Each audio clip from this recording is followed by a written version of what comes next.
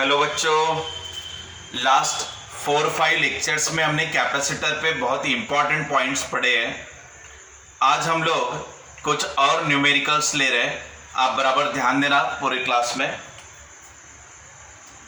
बेटा ये parallel plate capacitor है। इस पैरेलल प्लेट कैपेसिटर को दो पार्ट में हम लोग डिवाइड कर रहे हैं। दो पार्ट में डिवाइड कर रहे हैं, इसका मतलब क्या है कि दो पैरेलल प्लेट के बीच में आधे में हम लोग अलग मीडियम रखेंगे जिसका डाइलेक्ट्रिक कांस्टेंट होगा K1 और दूसरे आधे हिस्से में अलग मीडियम रखेंगे जिसका डाइलेक्ट्रिक कांस्टेंट है K2। तो बेटा ऐसा मान लेते हैं कि यहां पर मैंने ग्लास रखा हुआ है, तो यहां पर मैंने पेपर रखा हुआ है।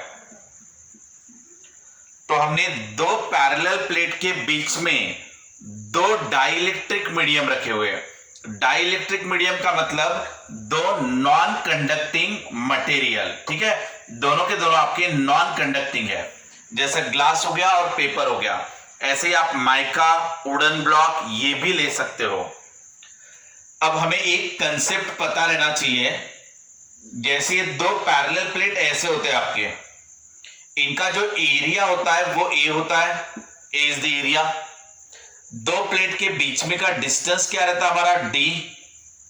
तो इसका कैपेसिटी या कैपेसिटेंस निकालने का फॉर्मूला ए एप्सिलॉन नॉट के बाय डी होता है। अगर इनके बीच में कोई मीडियम है जिसका डाइलेक्ट्रिक कांस्टेंट है के, तो उसका कैपेसिटेंस निकालने का ये फॉर्मूला होता है। आपको ये सबसे पहले पता रहना चाहिए ये वाली चीज। अगर बेटा यहां पे सिर्फ एयर है तो के फॉर एयर कितना होता है? के फॉर एयर होता है 1। तो यहां पर के फॉर एयर अगर आप 1 रख दोगे तो के चला जाएगा आपको यहां का, तो ये इसे कह देना आप सी नॉट। अब ये चीज आप अच्छे से याद रखना क्योंकि हम इसको ज्यादातर इस्तेमाल करेंगे, यानी A epsilon nought by D यानी सी नॉट। क्लियर? आगे देखते हैं हम लोग। अब हमें निकालना है सी टोटल। हमें क्वेश्चन में ये कहा हुआ है कि ये वाला टर्मिनल मान लो ए, ये वाला मान लो बी, और इसमें आपको फाइंड सी ए बी ये निकालना है। और इसके साथ साथ आपको के इफेक्टिव भी निकालना है, यानी इफेक्टिव डाइलेक्ट्रिक कांस्टेंट, क्योंकि यहाँ दो दो मीडियम है ना और दोनों के डाइलेक्ट्रिक कांस्टेंट अलग अलग है। एक का है K1 तो दूसरे का है K2, तो हमें दोनों का इफेक्टिव क्या रहेगा वो भी निकालना है। अब आप देखना बेटा ये कहीं ना कहीं सीरीज कॉम्बिनेशन बता रहा है। जैसे अगर आप यहाँ पे n नंबर ऑफ प्लेट्स लेते हो या आप ऐसे प्लेट ले रहे हो, ठीक है, तो ये प्लस चार्ज हुए अपने यहां पर और इसके ऊपर माइनस चार्ज हुए। तो ये पूरे कैपेसिटर जो है ये पूरे के पूरे सीरीज में कनेक्टेड है। इन्हें कौन सा कॉम्बिनेशन कहोगे आप? सीरीज, ठीक है बेटा। और सीरीज में अगर रहे तो उनको आप लोग ऐसे दिखाओगे कि ये दो कैपेसिटर जो है वो सीरीज में कनेक्टेड है। तो एक ही कैपेसिटर को हमने दो टुकड़ों में बांट दिया, यानी यहां तक का एक कैपेसिटर ले लिया और यहां तक का दूसरा कैपेसिटर ले लिया और दोनों के दोनों सीरीज में कनेक्ट कर दिए। एक को कह दिया C1, एक को कह दिया C2। अब बेटा आपका C निकालने का फॉर्मूला क्या रहता है? ए एप्सिलॉन नॉट के बाय डी, ये आपका फॉर्मूला होता है। अब ये C2 निकालना है तो ये K2 हो जाएगा, यानी इसका डाइलेक्ट्रिक कांस्टेंट। दो प्लेट के बीच में का डिस्टेंस है अपना D, स्मॉल डी, तो बेटा आधा डिस्टेंस कितना हो जाएगा अपना D/2, और ये आधा वाला डिस्टेंस कितना हो जाएगा हमारा D/2 ऐसे। बट एरिया ऑफ प्लेट तो पूरा का पूरा ही रहेगा, यानी डिस्टेंस हमारा हो गया D/2। Area of plate as it is है क्योंकि इसके लिए जो एरिया होना चाहिए प्लेट का, वो प्लेट का एरिया पूरा का पूरा एज इट इज है। So area of plate remain same but distance become half, तो ये हाफ हो गया। अब इसको रीअरेंज कर दो तो C2 आपका बनेगा 2 टाइम्स ए एप्सिलॉन नॉट के बाय डी। अब आप देखना बेटा, ये वाला जो टर्म है इसको हम लोग सी नॉट लिख सकते हैं, यानी C2 इक्वल टू कितना हो गया अपना, ट्वाइस सी नॉट K2, ये आ गया हमारा C2। सिमिलरली आप C1 निकाल लो, यानी ये वाला फॉर्मूला क्या है बेटा हमारा, A epsilon nought K by D, तो ये K1 हो जाएगा। अगेन इसके बारे में आप देखो, एरिया ऑफ प्लेट तो पूरा का पूरा ही है, लेकिन डिस्टेंस आपका आधा हो जा रहा है, तो अगेन डिस्टेंस आपका आधा हो गया, ये 2 हमारा ऊपर चला जाएगा, यानी ये 2 ऊपर आ गया। A epsilon not by D, इसका मतलब क्या होता है, C नॉट इनटू ये क्या हो गया हमारा K1, ये हमारा C1 आ गया। अब बेटा दो कैपेसिटर C1 और C2 अगर सीरीज में लगे रहे तो CAB यानी टोटल कैसे निकालते, अगर सीरीज में रहे तो C1 C2 upon C1 plus C2, यानी ऊपर दोनों का प्रोडक्ट नीचे दोनों के एडिशन।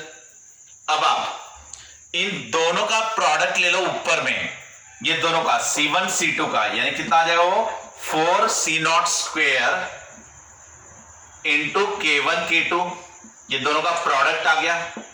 नीचे दोनों के एडिशन ले लो, यानी इन दोनों को ऐड कर दो, ऐड करोगे तो 2C नॉट कॉमन आएगा, यहां पे भी 2C नॉट है, यहां पे भी 2C नॉट है, तो आप 2C नॉट को कॉमन निकाल दो। ब्रैकेट में क्या बचेगा आपका, K1 प्लस K2 ऐसा बचेगा। बराबर ध्यान देना बेटा, यहां से C नॉट कैंसिल किया मैंने और 2 भी कैंसिल किया, तो 2K1 K2 upon K1 plus K2 ऐसा आ जाएगा, और इनटू ये आपका C नॉट। ठीक है बेटा, अब ये C नॉट को हम लोग क्या लिख सकते हैं, A epsilon not by D, और ये क्या बच रहा है हमारा, twice K1 K2 upon K1 plus K2, ये ऐसा बचा। ये हो गया मेरा C अक्रॉस AB। इसके अलावा जो ये वाला टर्म बचेगा ये मेरा K इफेक्टिव कहलाएगा, यानी इसको मैं K इफेक्टिव कह सकता हूं। क्लियर, इस तरीके से हमने आपका पहला क्वेश्चन सॉल्व किया। अगर फर्स्ट क्वेश्चन में कोई दिक्कत आई होगी आपको समझने में, तो आप अगले क्वेश्चन पे ध्यान देना बराबर, क्योंकि इसी टाइप के हम लोग 4-5 क्वेश्चन सॉल्व करेंगे। अभी क्वेश्चन नंबर 2 ले लेते हैं।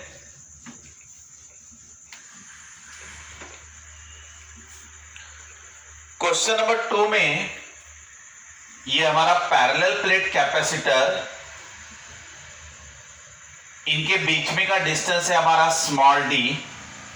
क्लियर बेटा, ये एरिया ऑफ द प्लेट, ये रहता आपका A, जैसे ये प्लेट है अपना, तो इसका एरिया है बेटा A, यानी ये वाला एरिया, ठीक है ना, और इसका आधा पार्ट अगर मैं लूंगा तो A/2 हो जाएगा, और नीचे वाला आधा पार्ट लूंगा तो वो A/2 हो जाएगा, ऐसे।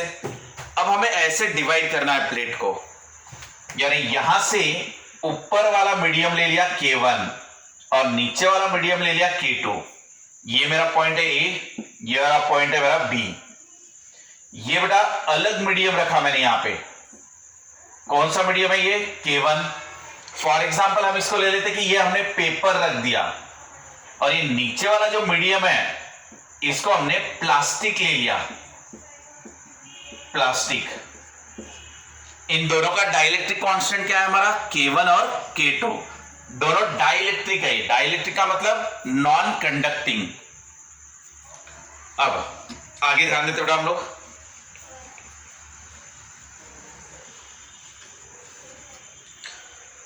अब ये दोनों जो चीजें हैं ये सीरीज में है या पैरेलल में, अगर मैं इसके दो अलग कैपेसिटर बनाता हूं तो यहां पे देखना बेटा, जैसे ये प्लस ऐसे आ रहे हैं तो माइनस यहां पे आ रहे हैं।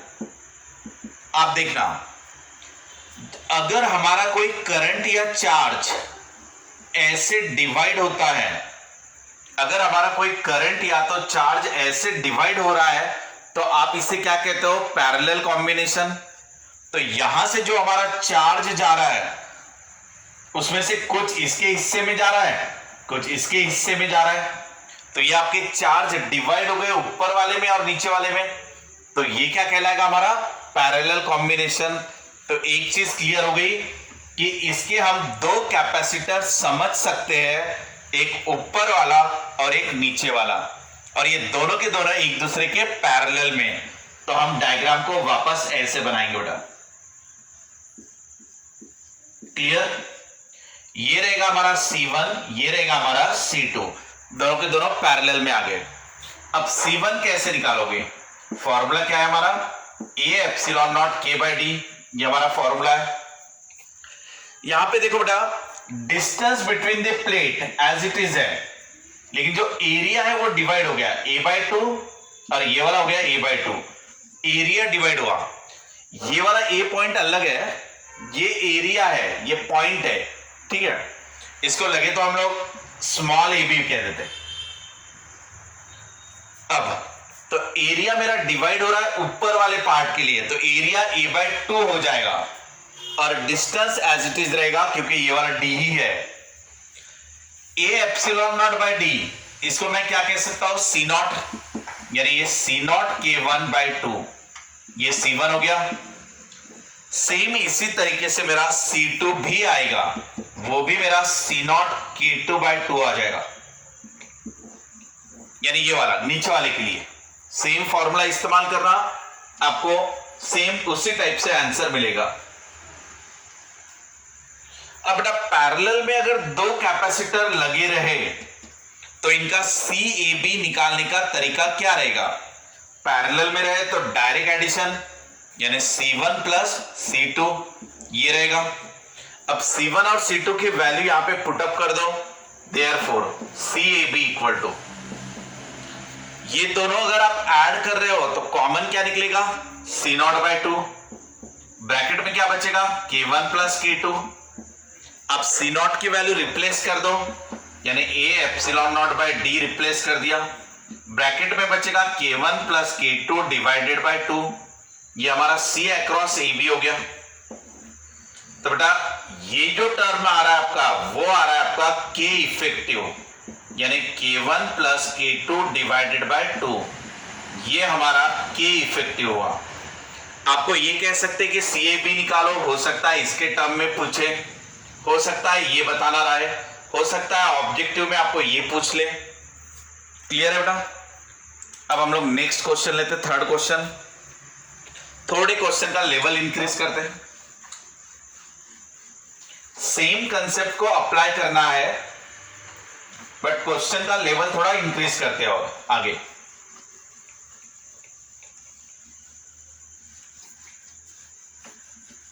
पैरेलल प्लेट कैपेसिटर ले रहे हैं हम लोग।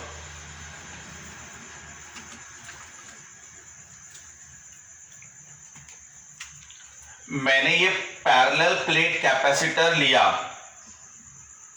इसके ये वाले पार्ट में K1 नाम का मीडियम रखा और इसके ये पार्ट में ये वाला ले लेता हूं K1 K2 और ये ले लेता हूं K3।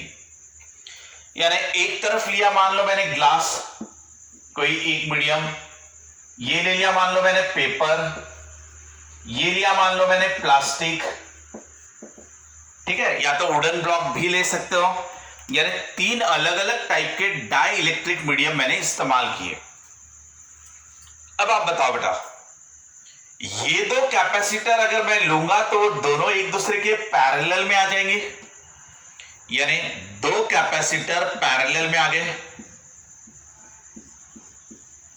क्योंकि यहां पे चार्ज डिवाइड हो रहे हैं। अगर ये माइनस रहेंगे ऐसे तो ये चार्ज डिवाइड हो रहे हैं ऊपर और नीचे, तो ये दोनों पैरेलल में हो गए और इनका कॉम्बिनेशन इसके सीरीज में हो गया। और ये हमारा पॉइंट ए, ये वाला पॉइंट बी, फाइंड CAB। ठीक है बेटा, ये वाला C1 ले लो, ये C2 ले लो, ये C3 ले लो। अब आप C1 की वैल्यू मुझे बता दो। सबसे पहले CAB,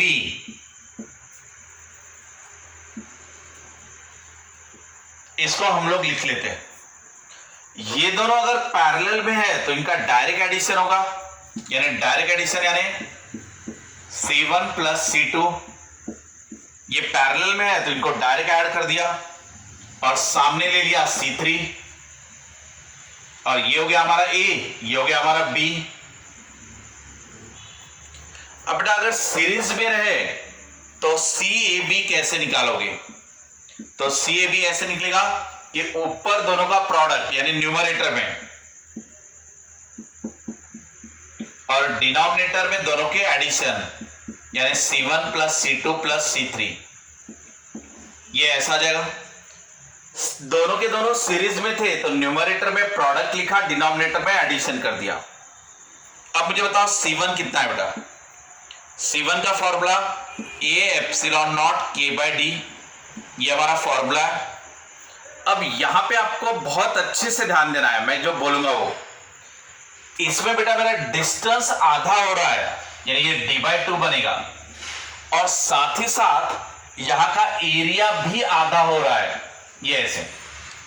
तो न्यूमरेटर में भी A/2 आएगा और डिनोमिनेटर में भी D/2 आएगा, यानी ये हो गया D/2 और ये हो गया A/2, ऐसे हो जाएगा।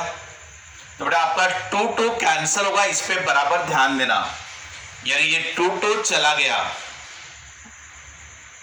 क्योंकि ऊपर वाला टर्म भी आधा हो रहा है, यानी ये भी A/2 बनेगा तो ये D/2 बनेगा, तो 2 कैंसिल हो जाएगा, तो यही चीज बचेगी। अब ये हो गया मेरा C0 इंटू K1। सेम इसी तरीके से C2 सॉल्व कर लो, उसका भी फॉर्मूला क्या है? A epsilon not K2/D। Again बेटा इसमें भी आप देखोगे तो डिस्टेंस भी आधा हो रहा है और एरिया भी आधा हो रहा है, तो न्यूमरेटर में भी आधा आएगा तो डिनोमिनेटर में भी आधा आएगा, दोनों कैंसिल हो जाएंगे, यानी ये बचेगा आपका C0 इंटू K2। सेम इसी तरीके से आप C3 निकाल लो। C3 क्या है बेटा फॉर्मूला हमारा? A epsilon not K/D। अब ये थर्ड वाले में देखना आप, तो थर्ड वाले के लिए एरिया तो पूरा का पूरा ही है लेकिन डिस्टेंस हो जा रहा है आधा, तो एरिया पूरा का पूरा ही रहेगा लेकिन डिस्टेंस हो जाएगा आधा, तो इसको ऊपर भेज दो। Twice A epsilon nought by D into K3, यानी ये हो गया ट्वाइस C0 इंटू K3, ये हो गया बेटा हमारा C3। अब मैंने C1 निकाल लिया, C2 निकाल लिया, C3 निकाल लिया, सबको यहां पे पुट अप कर दो। सो पुट इन इक्वेशन 1, और इसको आप इक्वेशन 1 कह सकते हो, इस इक्वेशन 1 में पुट अप कर देना, तो CAB इक्वल टू, अब बताओ बेटा 1 और 2 को ऐड करना है और 3 से मल्टीप्लाई करना है, तो 3 बोले तो ये 2C0 K3 और इन दोनों को ऐड कर देना है, ठीक है ना, यानी इसमें से C0 को कॉमन निकाल दो, K1 प्लस K2 बचेगा, ये ऐसे आगे बेटा। आगे डिवाइडेड बाय, अब तीनों के तीनों को ऐड करना है, C1 को, C2 को और C3 को, तीनों को ऐड करना है, तो उसमें से C0 कॉमन निकलेगा, ब्रैकेट में बचेगा K1 plus K2 plus twice K3, ये ऐसा आएगा बेटा।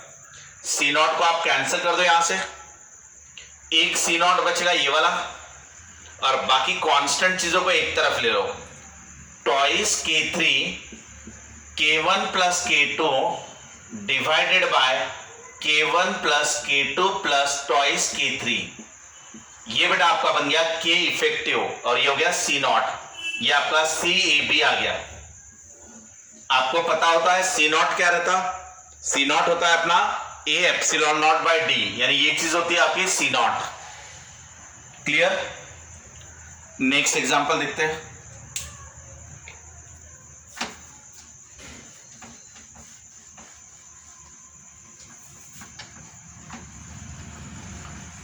कंसेप्ट आपका सेम रहेगा बट आपको सिचुएशन चेंज करके देंगे, जैसे अभी हम लोग अलग अलग डायग्राम ले रहे हैं उस तरीके से आपको अप्लाई करते आना चाहिए प्रॉपरली।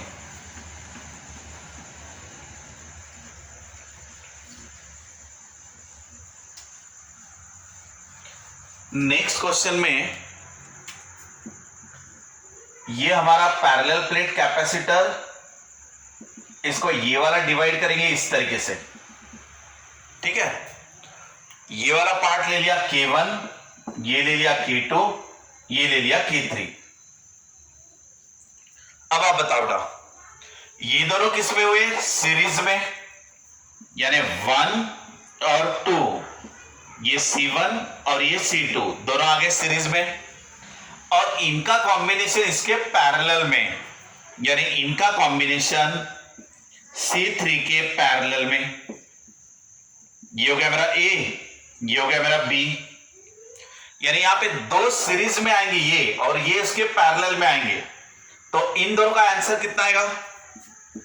ये एक ही निकाल लेते हैं, C1 C2 upon C1 plus C2, series का फॉर्मूला लगा दिया, और उसके पैरेलल में हमारा C3।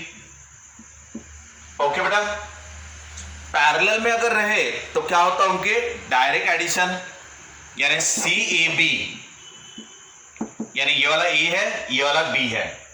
अब हमें CAB निकाला रहा तो डायरेक्ट एडिशन, यानी C3 plus C1 C2 upon C1 plus C2, इसे हमें इस्तेमाल करना है। ठीक है,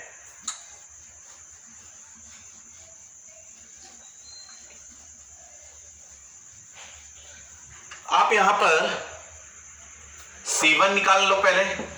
C1 निकालने का formula A epsilon nought K by D.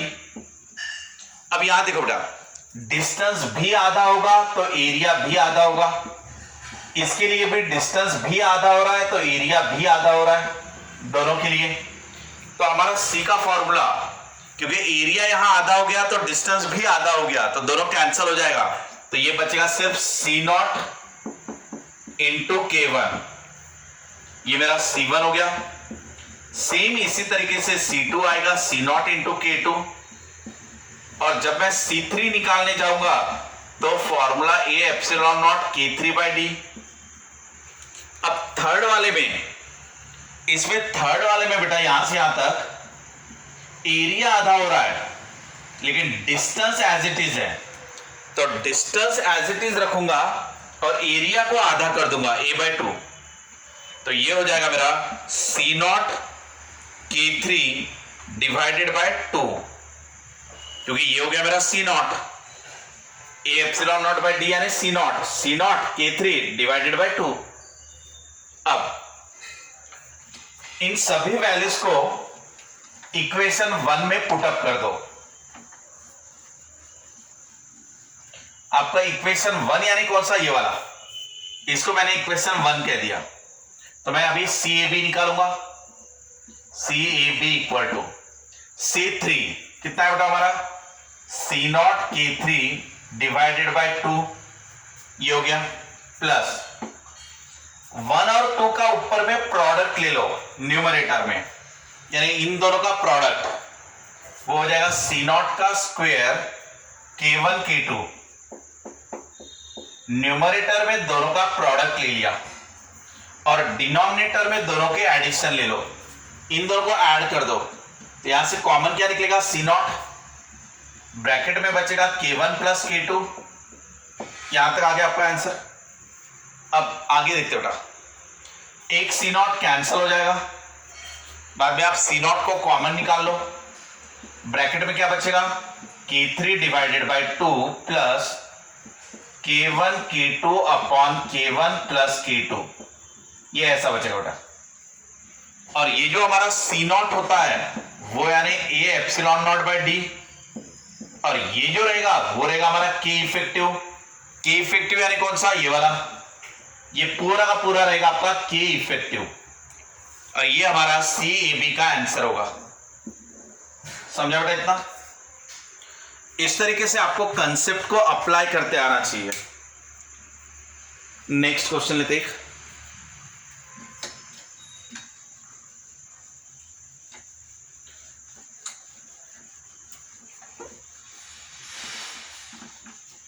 इसी टाइप से अलग अलग डायग्राम में आपको क्वेश्चन दिए जा सकते हैं एग्जाम में।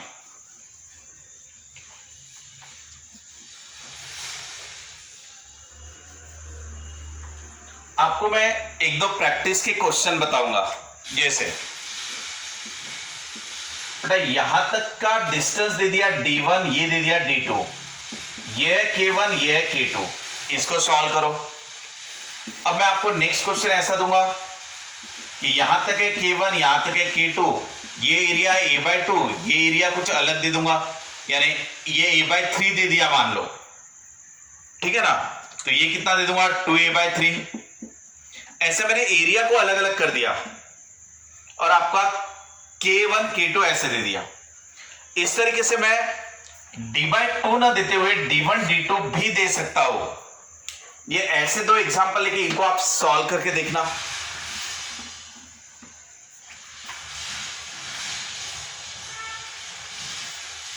नेक्स्ट क्वेश्चन, अब ये जो कैपेसिटर है, जैसे हम लोग हर बार डायग्राम वर्टिकल बना रहे हैं, ये ऐसे ऐसे डिवाइड कर रहे हैं, K1 K2 K3 ऐसे बना रहे हैं। एग्जाम में आपको ऐसे डायग्राम दिया जाएगा, जैसे ही हो गया, इसको डिवाइड कर रहे हो, इसको डिवाइड कर रहे हो, ये K1 हो गया, ये K2 हो गया, ये K3 हो गया, ये पॉइंट A हो गया, ये पॉइंट B हो गया। तो बेटा ये हॉरिजॉन्टल में दिया है आपको, ठीक है, और ये वर्टिकल में दिया हुआ है। सेम क्वेश्चन रहेगा लेकिन डायग्राम आपकी हॉरिजॉन्टल या तो वर्टिकल में दी रहेगी, तो आपको कंफ्यूज करने के लिए, जैसे हॉरिजॉन्टल में प्लेट दे दिया जबकि यहां पर वर्टिकल में दे दिया ऐसा, तो आपने समझ लेना है कि दोनों चीजें एक ही है, आप सेम तरीके से उसको सॉल्व कर सकते हो।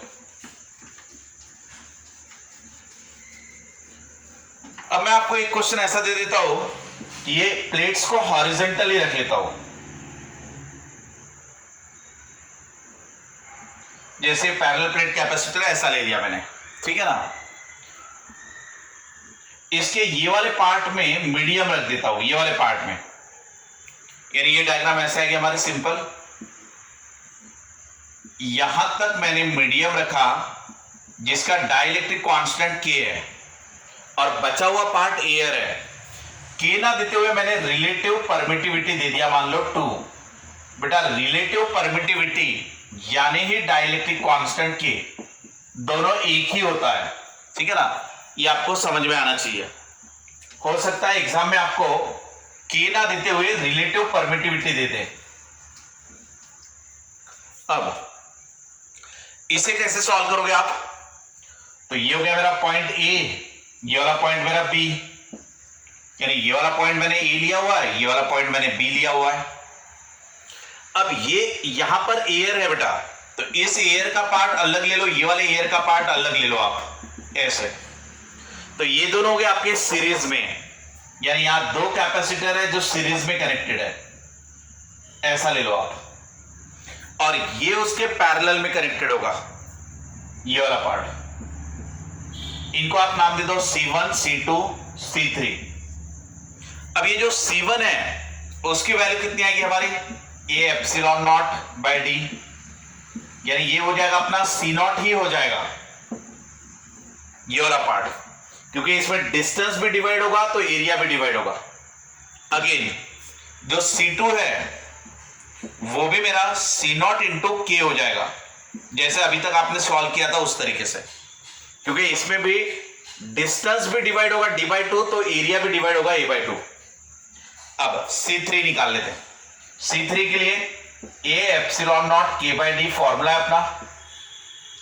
थर्ड वाले में डिस्टेंस एज इट इज है ये वाला, इन एरिया ऑफ प्लेट आधा हो गया A/2, सो एरिया आपका आधा हो जाएगा A/2, यानी ये कितना हो गया बेटा हमारा C0 K3 divided by 2। Clear. लेकिन इसमें ये वाले पार्ट में ये एयर है, एयर के लिए K कितना होता है 1, तो ये K आपका 1 है, तो ये भी आपका इतना ही बचा।